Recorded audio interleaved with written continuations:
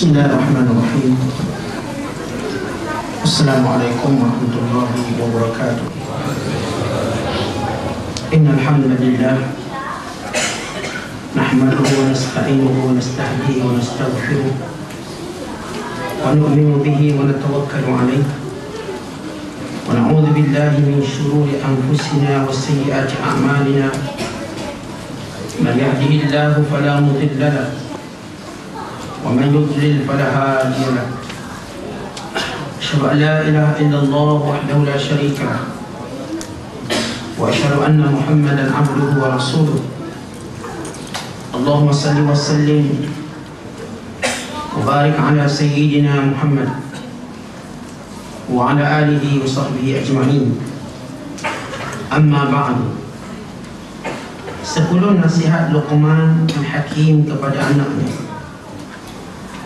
Luqman berpesan kepada Tharam, anaknya, seperti mana berikut: Ya bunayya, innal hikmata an ta'mala 10 khisalin tuhyi al-qalba al-mayyita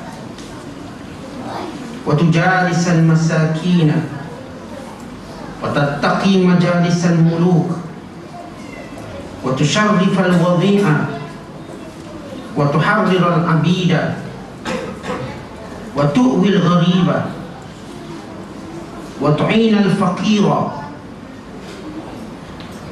wa tuzida li ahli al-sharafi sharafa wa li-sayyidi sududa. Maksudnya, wahai anakku, sesungguhnya letak al-hikmah itu berada dalam 10 perkara. Hendaklah engkau menghidupkan semula hati yang mati, bercampur dan bergaulah dengan orang-orang miskin, menjauhi bergaul dengan para raja, mengangkat darjat golongan bawah, yakni rakyat jelata, memberikan kemerdekaan kepada hamba sahaya, melindungi orang asing, menolong orang fakir, meningkatkan kemuliaan orang mulia, dan hendaklah pula memperkuat kepimpinan si pemimpin. Lebih lanjut, Luqman menjelaskan, wahia afdalu minal mal wa hifzun minal khawf wa iddatun fil haq wa bida'atun hina yarbih wa hiya syafi'atun hina ya'tarihi al-hawl wa hiya dalilatun hina yantahi bihi ila an-nafs wa huwa sitratun hina la yasturuhu thawb. 10 perkara tersebut lebih berharga daripada harta. Ia merupakan benteng dari ketakutan, perlengkapan dalam peperangan, juga kalangan dikala beruntung. 10 itu pula yang dapat menolong dikala ditimpa kesibukan. Ia menjadi dalil pegangan dikala nyawa direnggut kematian, dan merupakan penutup di saat kain tidak mampu menutupinya. Meningkatkan kemuliaan orang mulia dilakukan dengan cara bersikap hormat dan ramah kepadanya, sedang memperkuat kepimpinan pemimpin dapat dilakukan dengan mentaati dan memuliakannya. Dikisahkan bahawa Al-Kisai dan Az-Zaidi berada di sisi rumah Harun Ar-Rasyid. Kemudian Al-Kisai solat maghrib, dia menjadi imam. Ketika membaca surah Kafirun, dia berasa gemetar. Setelah mengucap salam, Zaidi berkata, qari ahli Kufah gemetar kerana membaca surah Kafirun. Ketika solat Isyak pula, Az-Zaidi menjadi imam. Dia berasa gemetar ketika membaca surah Al-Fatihah.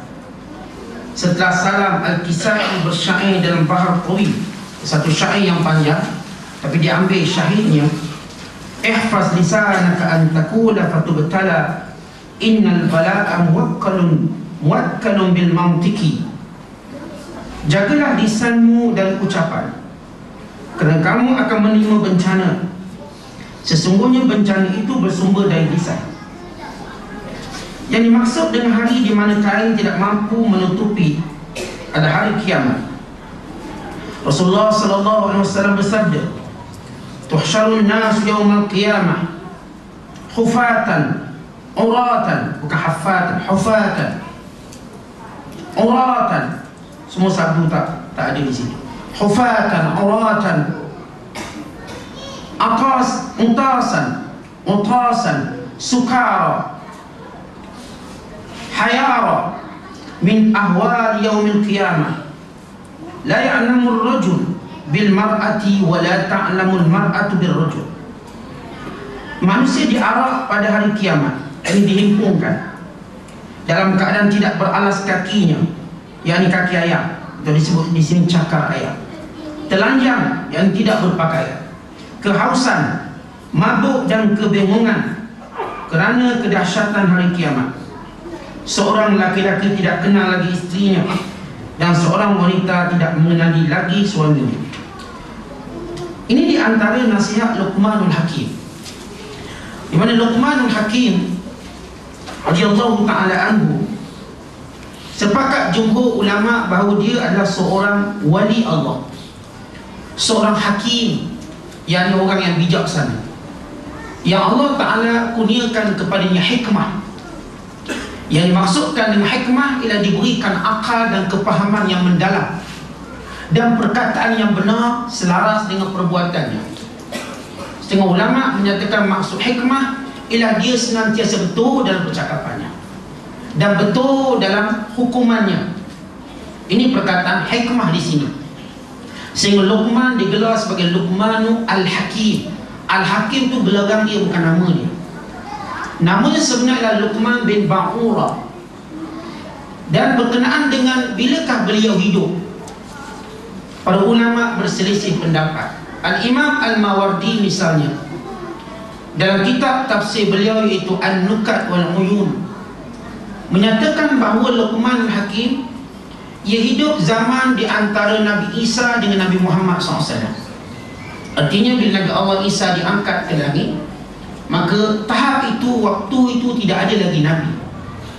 Dan jaraknya sebelum timbul Nabi kita Muhammad SAW ialah 560 tahun. Pada waktu inilah lahirnya Luqmanul Hakim. Ini satu pendapat. Satu pendapat yang lain bahawa Luqmanul Hakim merupakan seorang ahli bijaksana yang sempat hidup dan sempat berada pada zaman Nabi Allah Daud AS. Dan Allah Ta'ala panjangkan umurnya sampailah 1000 tahun. Dan beliau dahulunya seorang qadi di kalangan Bani Israel. Tetapi apabila Nabi Allah Daud menjadi khalifah atau menjadi pemerintah, beliau berhenti daripada menjadi hakim, kerana cukup Nabi Daud sudah ada, dia jadi hakim. Dia tak mahu, kita katakan, dah saya dah, Allah Ta'ala cukupkan dengan orang yang pandai, kenapa saya nak memandai lagi? Ia suatu pelepasan daripada saya.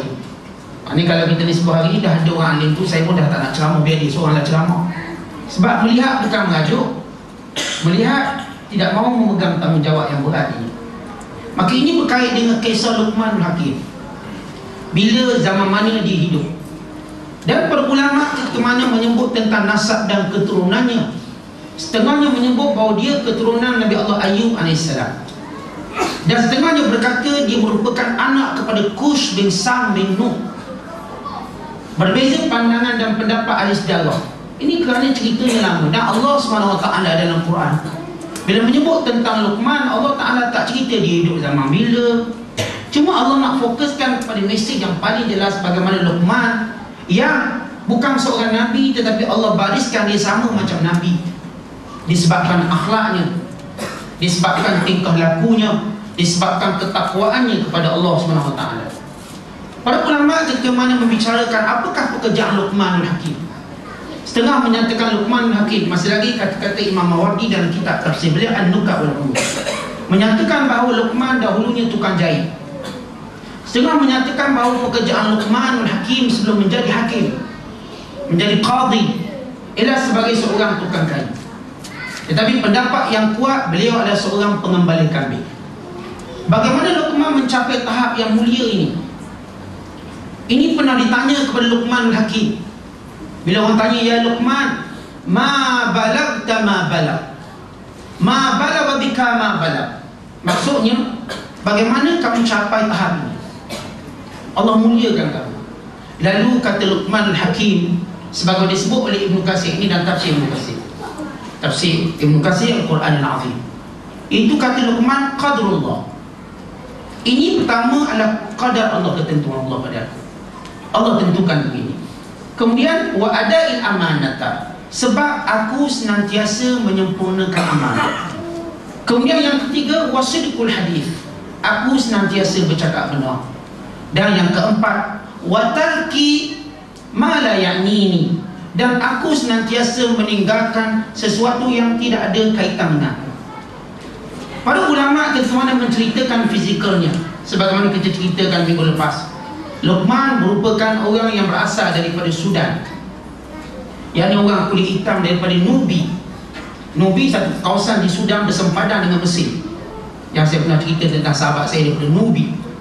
Orangnya hitam dan orangnya rendah, dan bibirnya besar, kulitnya hitam,